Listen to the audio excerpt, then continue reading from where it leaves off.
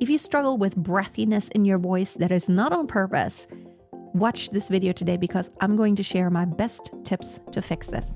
Hi and welcome to today's video. In case you don't know me yet, my name is Freya Casey. I'm a professional vocal coach and singer. Breathiness could be on purpose, but we're talking today about the singer who keeps that amount of breathiness in the voice more or less and struggles with getting rid of that. Now, a focused sound is what we call it when the vocal cords close nicely and tightly. There's no air escaping. A breathy sound always means there's some air escaping that is not being translated into the pitch that you want to sing. So, la. All the air is translated into pitch. La. There's air sound, which means the air escapes, and you just hear that on top of the pitch, which sometimes we want on purpose, but today we're going to talk about if you don't want this. So number one is vocal cord closure. Vocal cord closure is really important. And I found that exercises to help vocal cord closure include onsets and short, intense pitches. So holding a long pitch is always harder. Just think about like this. Okay, this is my 10-kilo kettlebell. So in order to lift this is doable. So it's short movements for my muscles. So up and down, up and down. What is much harder is holding it in place.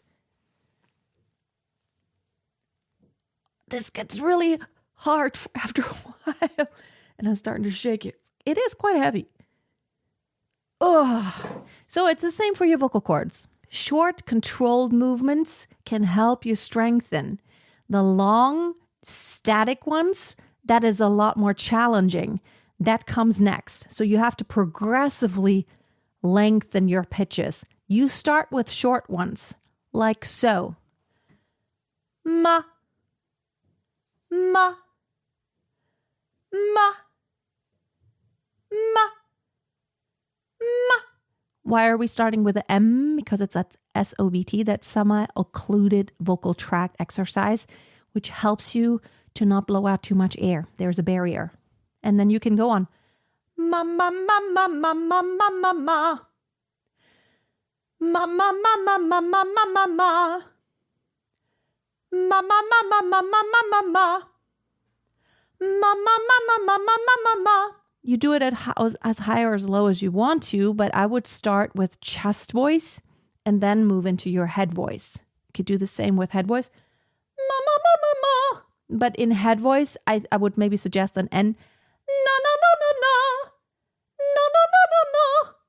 That's a whole different story, but let's talk about chest voice first. The next step is to lengthen it gradually, but to have movement. So instead of ma, you don't want to go there yet. You want to go ma, ma, ma, ma,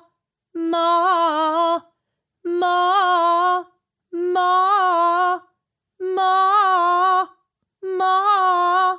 And you want to make sure you focus the sound. Think intense, think of speaking voice, think of ma, ma, ma, ma. Test it out with your speaking voice first and see if there's a lot of breathiness there, because sometimes what happens is, like, I had a student and she had her vocal cords actually checked out by a doctor with an endoscope, and they saw that there was an asymmetry. That means just because the vocal cords were a little bit asymmetric, it was actually not really easy for that singer to actually have well-closed vocal cords. So she went to speech therapy on top of us doing singing exercises because the problem already began in the speaking habits. Okay, now let's talk about the other thing. So vocal cord closure is one thing. The second part is your support. If you don't really use your support, you don't control the air that comes out, and you may just let it escape, which then adds to the breathiness sound. So let's just practice with the straw. And I don't have one right now, so I'm just going to use this. This goes for a straw. Okay, just pretend this is a straw and then go pinch the straw if you have one like that's made of plastic or paper. pinch it to where it's not completely shut, but leave a little opening. We want to create a resistance, or if you have one, like a really thin straw. And then you go.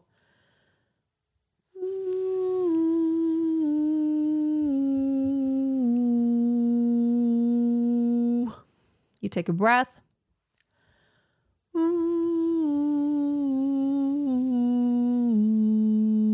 What you can also do is take that straw and then blow into a bowl of water.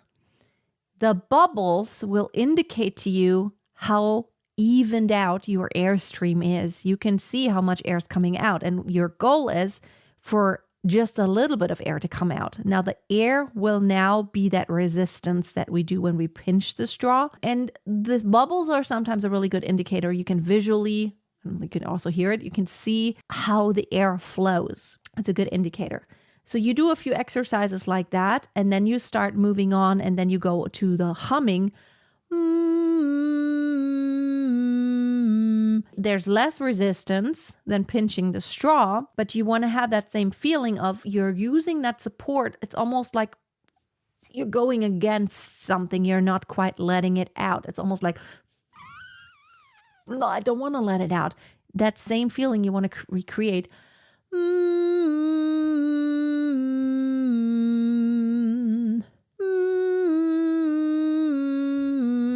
And before you ever open up to a vowel, you do the nasal sounds and the SOVT kind of things. Then you open up. Ma, ma, ma. Now remember, the lower you sing, the more okay it becomes to actually have a breathy sound. The problem really is amplified when you try to sing very high, and that is breathy. High and intense, you cannot get intense and loud when there's a large amount of breathiness. That's really bad for your vocal cords because it creates a lot of friction and strain on your vocal cords. So be very careful. The next thing that I've noticed among my students is like, you have to be very clear about your registers. When you go, I am singing and I don't know what register I'm singing in. When you're not intentional about the vocal registers and you don't know the difference between chest register and head register and where you will transition and be, if you're not intentional about it, you just kind of let it happen. That might also cause a lot of breathiness on top of trying to sing in an intense way. That'll kill your voice. I have tons of exercises for that. Be really good with your registers and know where your transition is, and then do it in an intentional way. When you sing a song, you have to know where to transition if you do need to. So la la la la la la la la la la la la la la. So ya.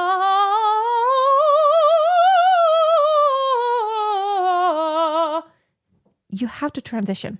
And lastly, coming back to our support and the weight, let's do this. Okay, so probably the 10 kilo one is a bit too much.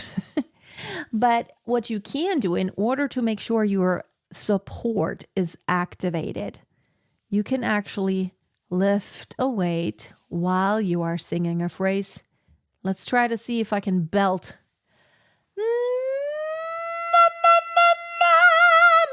Ma.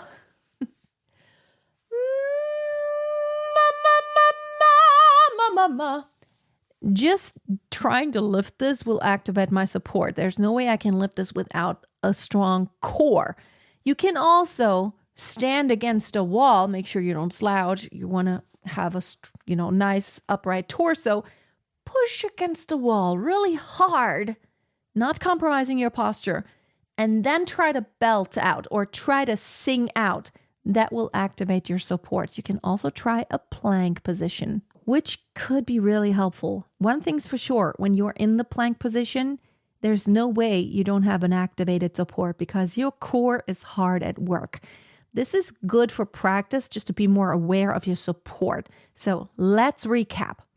Vocal cord closure, support, and just strengthening the muscles that are involved. It is a process. It's not going to happen overnight, but if you do this consistently and you focus on having a more intense and dense sound, you will fix your breathy voice. Let me know in the comments if you struggle with a breathy voice. What have you tried so far? What has not worked? But what maybe something did work? Share it with us. I would love to know. And if you want to dive deeper, you can subscribe to my free newsletter that I send out every single Sunday, Pitch Perfect Insights, and I share anything that has to do with singing. Thanks for watching today. Have a great day. Always keep a song in your heart and always keep on singing.